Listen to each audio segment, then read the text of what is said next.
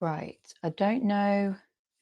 So this is the first time I've gone live on YouTube, so I don't know if my microphones are working or anything because I couldn't find the setup stuff. So we're just going to wing it because I just need to do a quick demo to show one of my lovely customers how to use this turtle mold. So this particular mold came in my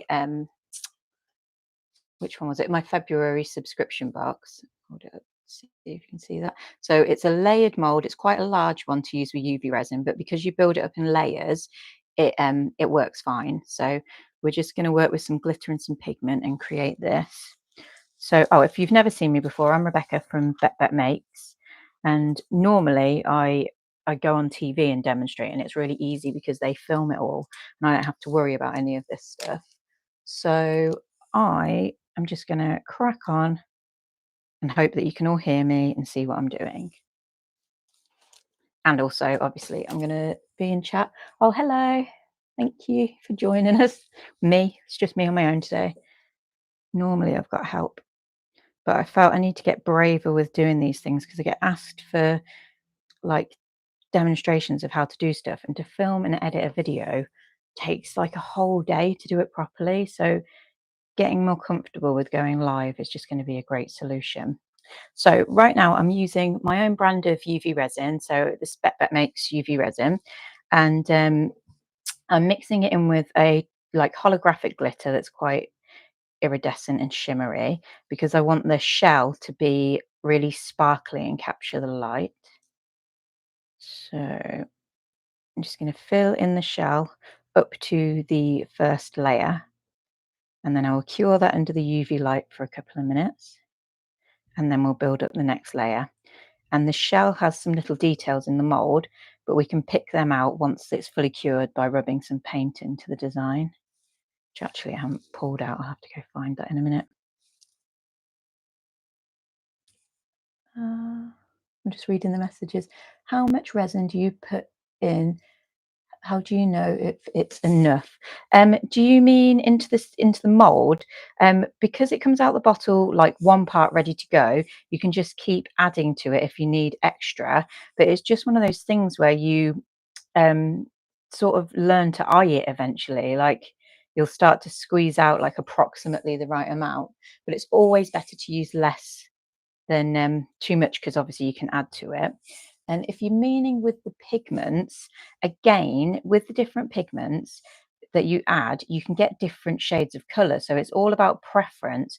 But if you just do a little spot test on the side, once you've mixed your pigment in, if it cures and it feels oily to the touch, then you need to add more of the UV resin into that, because what it's effectively doing is when it's curing, it's pushing out the excess.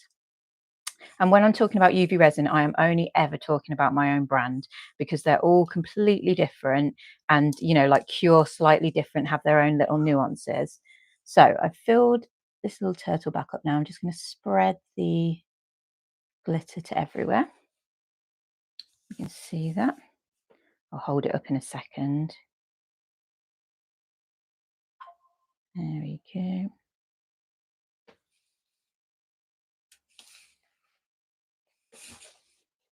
So if you can see there, I've just done a layer, and I'm just going to pop that under the little UV lamp I've got over to one side. Help if I turn it on. There we go. Right, so with the pigments here, these are the, so I've got all sorts of pigments on my website, but these are the textured hues ones that you can buy in little test tubes, because I wanted to be able to give you like little palettes so you could get a few colors at once. With these, they are an oil-based pigment, so you need to mix them together in the tube before you get it out, and then put it into so I've put it onto the surface, and then I'm going to mix the resin into this. So this is just the pigment at the moment. Sorry, I'll see what the questions are. What are you asking? Can you put the resin on the MDF shapes? Yes, it's the exact same resin that I used for both the projects. So when I'm working with the wood, I tend not to use MDF myself, just because I find that the plywood is has a nicer surface to work with, but there's absolutely no reason you can't use it on the MDF.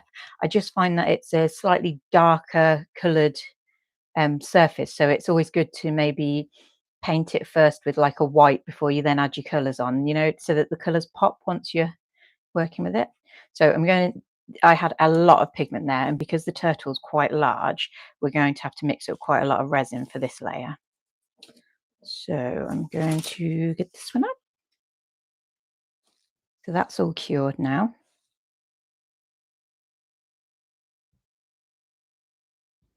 Sorry if I'm randomly just saying stuff to anyone watching this after the fact, it's because I'm responding to the questions I'm seeing popping up.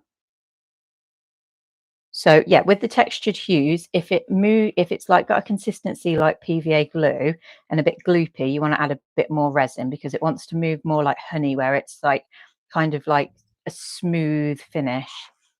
Because with the UV resin, the light needs to reach all parts of the design for it to fully cure. So once I pop it under the light and cure it from this side, I always flip it over and cure it from the reverse, just so I'm sure that it's fully cured before I take it out the mold.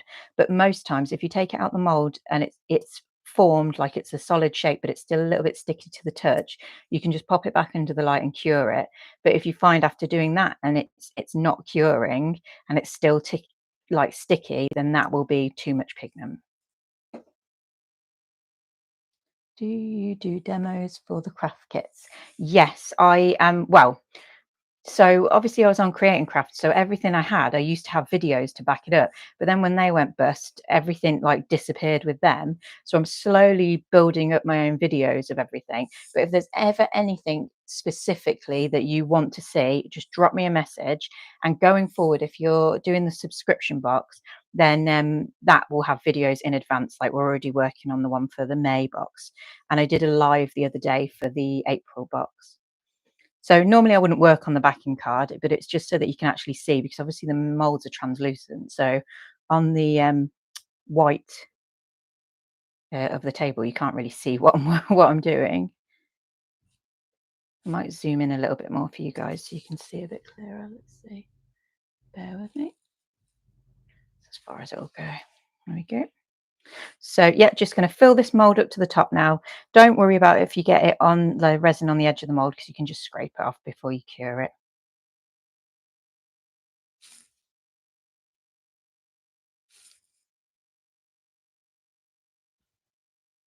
There we go. Sorry, this one's quite a large one. I much prefer demoing with small things because you can get it like done quicker.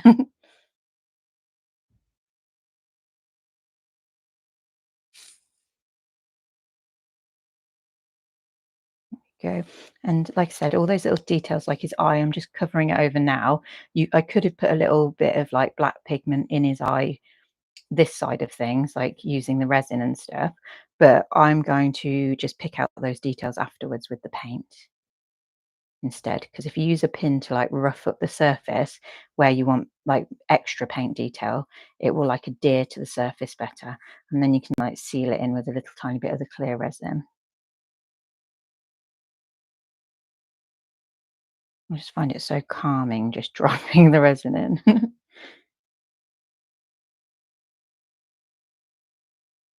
There we go. And I've had loads of inquiries about shipping overseas because I turned it off on my website, but I'm looking into it. It's just I wanted to find the best value shipping service before I popped it back on, because it was coming out extortionately and just wasn't fair on international customers to pay that much.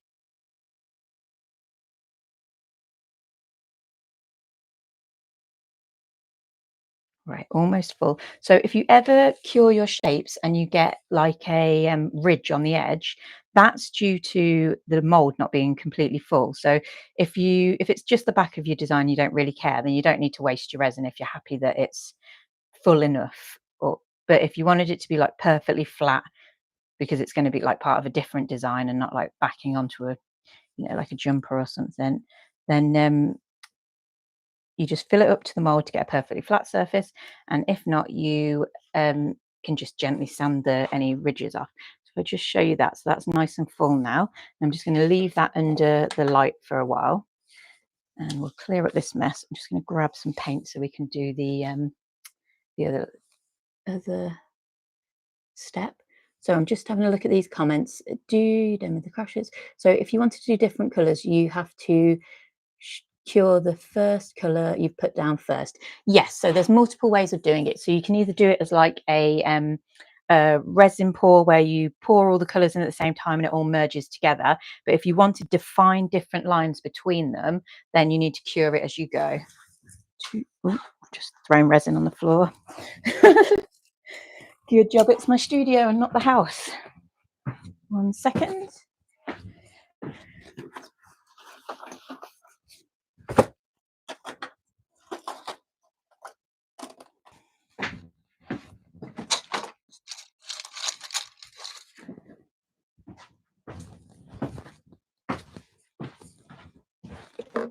I am back. I've just got like, this is just paint from Sainsbury's and just standard acrylic paint again to fill in the details.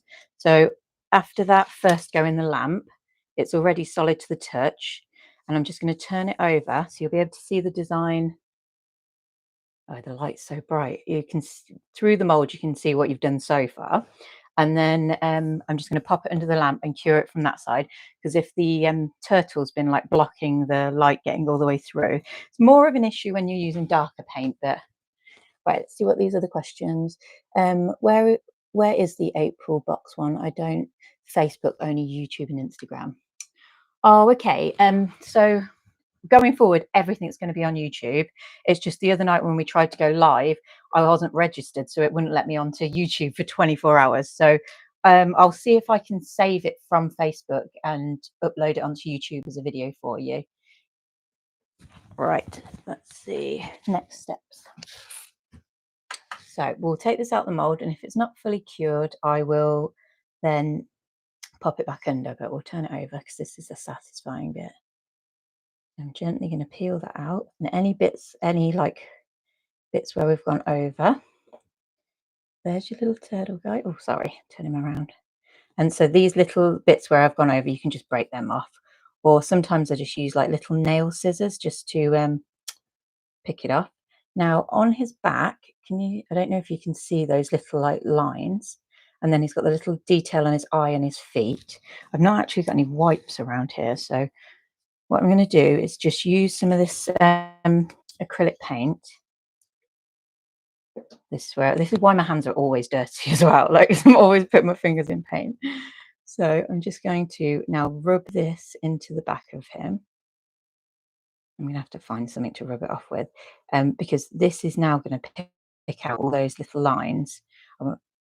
2 seconds, I'll go find a wipe. Should have been more prepared, really.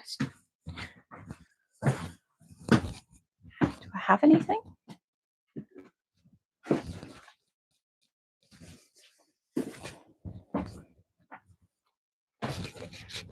Right, I found a tea towel and some water, so that will do for now. Okay, so I'm just going to wipe off that excess now.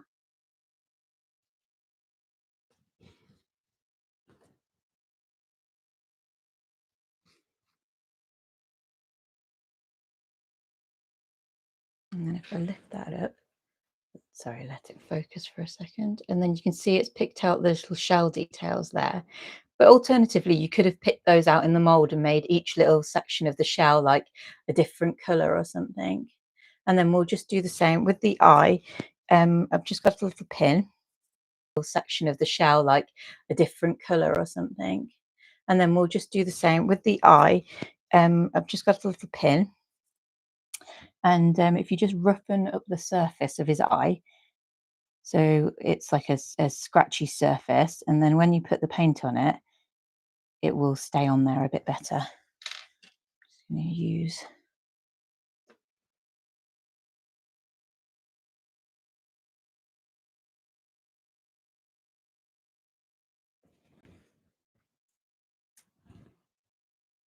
and there you go, a little cute turtle.